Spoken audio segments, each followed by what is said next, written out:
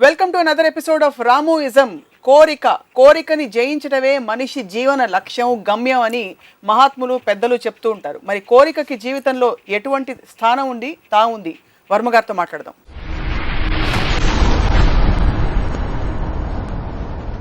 రామ్ గోపాల్ వర్మ గారు, మోక్షం అనగానే మీకేం గుర్తొస్తుంది? పాయింట్ అంటే మోక్షం అనే దానికి I don't think anybody knows the meaning. అంటే అంటారు ఏంటి మోక్షం వస్తుంది అని ఒక మాట. అంటే మనకు తెలియంది ఏదో ఒక స్థితి, ఒక సిచ్యువేషన్, ఒక స్టేటస్లోగా మనం వెళ్తాం. అంటే ఇక్కడ బతికినన్నాళ్ళు ఏదో ఈ బాధలు భయంతో ఇలాంటివి అన్నీ ఉంటాయి. ఇవన్నింటినీ వదిలించుకొని లేకపోతే వెళ్ళిపోయో ఇది చేసి మనం మోక్ష స్థితికి వస్తాం అనేది పాయింట్. నాకు అర్లియస్ట్ మెమరీ మోక్షం అంటే మంచి పనులు చేస్తే నీకు మోక్షం వస్తుంది. అంటే మోక్షం అంటే ఏంటి? ఒక స్వర్గానికి వెళ్తామా, దేవుడి దగ్గరికి వెళ్తాం. దేవుడి దగ్గరికి వెళ్తాం అనేది మోక్షం అయితే, ఇప్పుడు నేను ఒక ఎపిసోడ్లో చెప్పినట్టు మన శరీరాన్ని మనం ఇక్కడ వదిలేసాం, మన ఆత్మ మీద వెళ్తుంది. ఆత్మ అంటే ఏంటి? మన ఆలోచనలు వెళ్తున్నాయా, మన భావాలు వెళ్తున్నాయా, లేకపోతే ఆత్మ అనేది మనకి డెఫినేటివ్ మీనింగ్, అది వర్డ్ వాడతాం కానీ ఎవరికి తెలియదు దాని మీనింగ్ ఏంటనేది. సో ఒకవేళ అది వెళ్తుంది వెళ్ళి ఆకాశంలో ఎగిరి దేవుడి దగ్గరికి వెళ్ళి ఏం చేస్తుంది? దేవుడికి ఇంట్లో ఉంటే ఒక మూల కూర్చుంటుందా, లేకపోతే ఆ పాదాల దగ్గర చచ్చిపోయలేని చాలామంది మోక్ష పొందిన లక్షల మంది లాగా ఆ ఎలకల్లాగా చుట్టూ తిరుగుతూ ఉంటుందా? నాకు తెలియదు. అదొక పాయింట్. లేదు స్వర్గం అనుకున్నాను. స్వర్గంలో ఏముంది? రంభావరుసి మేనక ఉన్నారు. కానీ శరీరం లేకుండా రంభావరుసి మేనకతో ఏం చేస్తారు మీరు? సో అది కూడా నాకు క్లారిటీ లేదు. అప్పుడు అక్కడ మనం అమృతం ఉంటుంది, అమృతం తాగలేదు, శరీరం లేదు కాబట్టి. సో ఏ విధంగా చూసినా ఇలాగ దేవుడి దగ్గరకో స్వర్గానికి వెళ్ళే మోక్షం అనేది నాకు క్లారిటీ లేదు. So I can't say anything about. అప్పుడు ఇక్కడే ఉండి మోక్షం అనేది ఉంటుందా, లేకపోతే బుద్ధుడు చెప్పినట్టు మన కోరికలు అనేది లేకపోతే ఒక నిర్వాణ స్థితికి వస్తాం? ఇలాంటి ఎలిమెంట్ మనం చూసినప్పుడు కోరిక అనేది లేకపోవడం కూడా కోరికే, అది కూడా ఒక వాంటింగ్ ఉంటుంది కాబట్టి it is actually self defeating it's definition. ఇంకోటి, కోరిక అనేది లేకపోతే బతకడం అనేది మీనింగ్ లేదు. మీరు బతుకుతున్నాం అనే ఫీలింగ్ వచ్చేదే మీరు ఒక దాన్ని డిజైర్ చేస్తున్నారు కాబట్టి. ఆ డిజైర్ అనేది లేకపోతే లైఫ్కి అనేది మీనింగ్ లేదు. So this is my basic understanding of what మోక్షం. డిజైర్ ఉండాలంటారా, ఉండకూడదంటారా? ఉండాలని అంటున్నారు. 100%. ఏ మోతాదులో ఉండడానికి ఏమన్నా లెవెల్స్ ఉంటాయా? చాలా ఎక్కువ మోతాదులో ఉండాలి, చాలా ఎక్కువ మోతాదు. ఎందుకంటే డిజైర్ అనేది మీకు ఫీలింగ్లో కూడా మళ్ళీ కక్కుర్తనం ఎందుకు? నాకు కోట్లు కావాలి, లేకపోతే నాకు ప్రపంచం అందుకని అందమైన అమ్మాయి కావాలి, లేకపోతే నాకు ఈ జాబ్ కావాలి, లేకపోతే నాకు ఇది కావాలి అనేది మీరు ఎంత పెద్దగా కోరుకుని దానికోసం ట్రై చేయటం, దాంట్లో ఎంత మీరు అచీవ్ చేశారు అనేది మీ సక్సెస్ రేంజ్ ఉంటుంది. కానీ ఆ పాయింట్ ఏంటంటే కోరికకి, ఇప్పుడు విష్కి విల్లుకి తేడా ఉంటుంది. విల్ అనేది ఒక పట్టుదల, నాకు ఇది కావాలి. నాకు ఒక లీడర్ అనేవాడు ఎవడైనా సరే, ఇండియన్ ప్రైమ్ మినిస్టర్ లేకపోతే అమెరికన్ ప్రెసిడెంట్ ఎవరైనా కోరుకోవాలి. నేను ఎమ్మెల్యే ఎవరైనా ఎందుకు కోరుకుంటున్నాడు? కానీ వాడికి కోరిక అదే. పాలిటిక్స్లో వెళ్ళే ప్రతి ఒక్కడికి కోరిక అనేది ప్రైమ్ మినిస్టర్ అవ్వాలని ఉంటుంది. కానీ చెప్తే కొడతారు లేకపోతే నవ్వుతారు అన్న భయంతో దాన్ని దాచిపెట్టి అంచెలంచెలుగా పెరగడానికి ట్రై చేస్తారు. ఆ డిజైర్ లేకపోతే సినిమాలో వచ్చిన ప్రతి ఒక్కడికి మహేష్ బాబు అవ్వాలని ఉంటుంది, లేకపోతే పవన్ కళ్యాణ్, ఒక యాక్టర్ అయిన వాడికి. అంతేగా నేను అల్లరి నరేష్ అవుతానో లేకపోతే ఇది అవుతున్నాను అనుకునేవాడు. ఆ తర్వాత వేరే రేంజెస్ వాళ్ళు ఉండొచ్చు యాక్టర్స్, వాళ్ళ కెపాసిటీస్, ఇది లక్కు, హిట్లు వాటిని బట్టి. మీకు అల్లరి నరేష్ నచ్చరా? చాలా నేను గ్రేడేషన్ చెప్తాను. అల్లరి నరేష్ నాకు చాలా ఇష్టం. అంటే everybody wants to get to the top అని అంటున్నారు. సో మహేష్ 100 crores అయితే అల్లరి నరేష్ 10 crores అవ్వచ్చు. ఐఎమ్ టెల్లింగ్ ద డిఫరెన్స్, అది నేను చెప్పేది. అలాగా టాప్ యాంగిల్ వ్యూ నుంచి చూసి కోరికనే జయించగలగడం మోక్షం అని ఎందుకు అనుకోకూడదు? ఇప్పుడు కోరికని జయించడం అంటే, ఇప్పుడు ఫర్ ఎగ్జాంపుల్ నేను పొద్దున్న నుంచి ఏం చేస్తున్నా, నాకు ఒక మంచి బిర్యానీ ఏదో ఉంది, అది తినాలని ఉంటుంది, అది జయించేసాను. నాకు అమ్మాయిలు అంటే ఇష్టం లేదు, నేను అసలు అది ఉండకూడదు, అది జయించేసాను. తర్వాత సినిమా అది జయించేసాను. నాకు ఓడిక అంటే ఇష్టం, ఓడికని కూడా జయించేసాను. అన్నీ జయించేసినప్పుడు ఇప్పుడు ఏంటి, తినాలంటే చికెన్ బిర్యానీ లేదు, తినకూడదు ఎందుకంటే అది జీవి. తర్వాత ప్లాంట్ తినాలంటే అది ఇలాంటి ఈ బుద్ధిస్టిక్ ఆస్పెక్ట్ అన్నీ చేసి మొత్తం అన్నీ మనం చేయకూడదు అని ఏ స్టేట్కి వస్తాం? ఏమీ చేయకుండా కూర్చోాలి. అది డెత్ తోటి సమానం. అంటే కోరికని జయించడం అనేది in other words is to die. ఎందుకంటే ఇంక మీరు బతికేందుకు దండగా కోరికలు లేకపోతే ఊరికి ఊపి పిలుస్తారా ఏంటి? దాని మీనింగ్ ఏంటి? మరి ఆ స్టేట్ని అంతగా ఎంఫసైజ్ చేసి ఒక మనిషి జర్నీలో ఫస్ట్ నుంచి దాన్ని రుద్ది రుద్ది రుద్ది ఎందుకు చెప్తారు?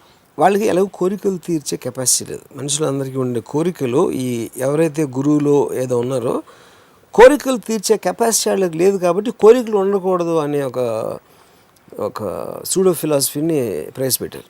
అది ఈజీ. నా కోరిక ఉంది, నాకు మెర్సిడీస్ కార్ కావాలి అంటే లేదురా, మెర్సిడీస్ కార్ అయితే కొనిచ్చే కెపాసిటీ లేదు. అసలు మెర్సిడీస్ కార్ ఉండాలని కోరిక ఉండటమే తప్ప కోరిక నీకు ఉండకూడదు అని చెప్తే వీడు కూడా నమ్మడానికి ఇష్టపడతాడు. ఇంకా ఉంటుంది కోరిక, బయట పెట్టాడు అంతే. అప్పుడు అది ఒక సెల్ఫ్ సాటిస్ఫాక్షన్. అందరిని ద్రాక్ష పళ్ళు పొలనకి చాలా దగ్గరలో ఉంటుంది ఆ ఫిలాసఫీ. అది కోరిక ఇమోషన్ అనేది మనని శాసించకూడదు, మనమే ఎమోషన్ని శాసించాలి అని నమ్మే వ్యక్తి మీరు. అవును. మరి కోరిక మనని శాసించవచ్చా, మనం కోరికను శాసించాలి? ఇప్పుడు కోరిక అనేది మనకు ఆబ్జెక్ట్ అవుతుంది, నాకు కావాలి. దాని తర్వాత మీ తెలివితోనో మీ కేపబిలిటీతోనో మీరు దాని ఒక ప్రాక్టికాలిటీ తెలుసుకుంటారు. ఇది ఏ రూట్లో వెళ్ళాలా, ఎలా వెళ్తే మనకి దక్కడానికి ఛాన్స్ ఉంది అనేది మీ విల్ పవరు, మీ కేపబిలిటీ, మీ ఇంటెలిజెన్స్ మీద డిపెండ్ అవుతుంది. దాన్ని కంట్రోల్ చేసేది పార్ట్లీ మీ ఇంటెలిజెన్స్, పార్ట్లీ మీకున్న స్ట్రెంగ్త్, అంటే ఫిజికల్ ఆస్పెక్ట్ అవ్వచ్చు. అప్పుడు మీరు అడిగే క్వశ్చన్ ఏంటంటే, ఈ ఎమోషన్ అనేది నా కోరికని ఇస్తుంది, ఆ ఎమోషన్ని నేను చెప్పిన 3 ఎలిమెంట్స్ కంట్రోల్ చేస్తాయి. కోరికలకి పరిధులు ఉండాలా ఉండకూడదా? ఫర్ ఎగ్జాంపుల్ మహేష్ బాబు అయ్యే కెపాసిటీ అందరికీ ఉండదని మీరే చెప్పారు. ఫిజికల్ లిమిటేషన్స్ కావచ్చు, ఏదైనా కావచ్చు. మరి అది ఆపుకోవడం, తెలివితేటలతో ఆపుకోవడం కరెక్టా? లేకపోతే no pursue your dream no matter how this thing it is make the impossible, ఇలాంటి కోట్స్ చదువుతుంటాం మన ఫేస్బుక్లో. వాటికి స్కోప్ ఏమిటి ఇందులో, ఇలాంటి అంటే కోరికల్ని పర్స్యూ చేసే కార్యక్రమం? ఇప్పుడు ఒక ఎగ్జాంపుల్ చెప్తాను. మనోజ్ వాజ్పేయి సత్య సినిమా అయిపోయిన తర్వాత ఒక స్క్రీన్ అవార్డ్స్ లాంటి ఫంక్షన్లో షారూఖ్, సల్మాన్ ఇలాంటి వాళ్ళు అందరూ ఉన్నారు స్టేజ్ మీద. బెస్ట్ యాక్టర్ అని ఇలా అన్నీ చేస్తూ ఉంటే అందరూ బిక్కు మాత్రే నడుస్తున్నారు. అసలు బిక్కు మాత్రే నామినేషనే లేదు అక్కడ, ఈ just happen to be there. Manoj ఏమనుకున్నాడంటే అసలు మొత్తం దేశం అంతా షారూఖ్, సల్మాన్ కన్నా నేను పెద్ద స్టార్ అయిపోయాను తను ఫీల్ అయ్యాడు. సో నేను మనోజ్కి ఏం చెప్పానంటే, మనోజ్ నీ క్యారెక్టర్ పేరుతో పిలుస్తున్నాడు, నీ పేరుతో పిలవట్లా. షారూఖ్ ఖాన్ 25 సూపర్ డూపర్ హిట్లు ఇచ్చాడు, ఎవరికి ఏ సినిమాలు ఏ క్యారెక్టర్ పేరు ఏంటో తెలియదు. సో ఆ స్టార్డమ్కి ఒక సినిమా హిట్ అయినప్పుడు క్యారెక్టర్కి వచ్చిన పేరుకి కన్ఫ్యూజ్ అవ్వద్దు అని చెప్పాను నేను. నువ్వు అలా కన్ఫ్యూజ్ అయ్యి నువ్వు సోలో హీరో సినిమాలు చేస్తే సత్య లాంటి సినిమా నేను తీయలేను, బిక్కుమాత్రి లాంటి రోల్ నీకు మళ్ళీ రాదు. అప్పుడు మనం ప్రాక్టికల్గా ఒక హార్డ్ హిట్టింగ్ క్యారెక్టర్స్ అలాంటివి చేస్తే నీకు బెటరు. సోలో హీరో చేసావంటే మాత్రం మొత్తం బర్డెన్ నీ మీద వచ్చి యూ విల్ గెట్ ఎఫెక్టెడ్ అని చెప్పా. ఒక ఇది తను ఎవరితోనో ఏం చెప్పాడంటే, నా సక్సెస్ చూసి రాము కూడా జెలసీ ఫీల్ అవుతున్నాడని చెప్పాడు. ఎందుకు? తన దృష్టిలో ఆల్రెడీ ఆడియన్స్ అందరూ 1000 మంది బిక్కు మాత్రమే అరుస్తున్నారు. ఎవడో వచ్చి 40 లక్షలు ఇస్తున్నాడు, ఇంకోటి ఎవడో వచ్చి 50 లక్షలు ఇస్తున్నాడు. వాళ్ళకన్నా వీడికి ఎక్కువ తెలుసా రాముకి? కరెక్టే అది. సో ఫైనల్గా 4-5 సోలో ఫిల్మ్స్ చేసి అదంతా పోగొట్టుకున్నాడు. Nearly it took him some 10 years to come back again. అప్పుడు ఎవరో మీరు భలే చెప్పారండి అన్నాడు. ఎవరో నా ఫ్రెండ్ కూడా అప్పుడు ఉన్నాడు. చెప్పినప్పుడు నువ్వు చెప్పినట్టే జరిగింది రాము అని. చెప్పినట్టు జరగడం కాదు, అలాంటి నేను రోజుకి 10 మంది చెప్తా, అందులో 9 ఫెయిల్ అవుతాయి. నేను రితిక్ రోషన్ స్టార్ అవ్వడం అనుకున్నా, మోహిత్ అని నేను ఇంట్రడ్యూస్ చేసే వాడు స్టార్ అవుతాడు అనుకున్నా. సో నేను ఎవరిని ఒకవేళ సపోజ్ మనోజ్కి చెప్పిన తర్వాత మనోజ్ ఏదో పూలర్ కాంటేలాగా అజయ్ దేవగన్లో ఒక సినిమా వచ్చి ఇంకోటి వచ్చి 2-3 సూపర్ హిట్లు అయిపోయింది అనుకున్నాం. ఒక నిమిషం అజయ్ దేవగన్ కూడా చండాలం కూడా అనుకునేవారు అందరూ పూలర్ కాంటే ముందు. అలాంటి 2 వచ్చి సూపర్ హిట్ అయిపోతే ఏమయ్యేది? అప్పుడు మనోజ్ వాజ్పేయి కూర్చీలో ఉండేవాడు. మీరు ఇంటర్వ్యూ చేస్తామంటే స్వప్న రాము ఏం చెప్పాడు తెలుసా నాకు, నీకు స్టార్ అయ్యేంత సీన్ లేదని చెప్పాడు ఆ రోజు అని చెప్పాడు ఇక్కడ. అది కరెక్టే. సో బేసిక్లీ మీ అబ్జర్వేషన్కి ప్రాక్టికల్ అప్లికేషన్కి రిజల్ట్కి ఎప్పుడు ఏమాత్రం పొంతన ఉండదు. They work on theory of chaos, nobody can control that. కానీ మీ అబ్జర్వేషన్ ఎందుకు ఇంపార్టెంట్ అంటే దాని మీద బేస్ చేసి మీరు ఒక డెసిషన్ తీసుకుంటున్నారు. ఆ డెసిషన్ తీసుకోకపోతే యూ కాంట్ గో ఫార్వర్డ్. ఏదోటి you have to take the decision. Coming back to this, and I think it slightly diverting from the topic of మోక్షం. అంటే అఫ్ కోర్స్ కోరిక ఉండకపోవటం మోక్షం అనేప్పుడు మనం కోరిక మీదకి వస్తున్నాం. మోక్షం అనేది యాక్చువల్ పాయింట్ ఒక ఏ అయితే మనకి బాధలు ఇలాంటివి ఉన్నాయో వాటిని అన్నీ వదిలేసి మనం ఒక స్టేట్ ఆఫ్ బ్లిస్లోకి వెళ్ళిపోతున్నాం.